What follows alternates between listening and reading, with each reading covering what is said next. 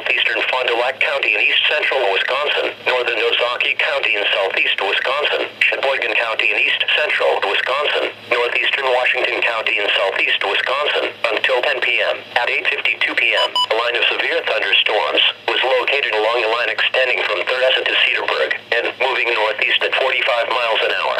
Hazard, 60 miles an hour wind gusts. Source, radar indicated. Impact, expect damage to roofs, siding and trees.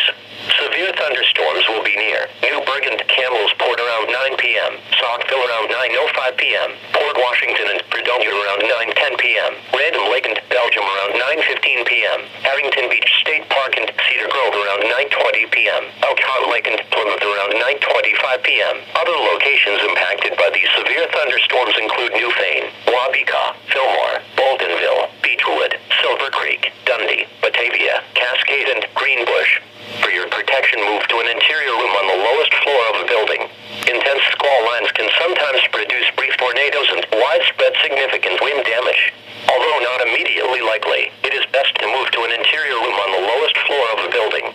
This storm may cause serious injury and significant property damage.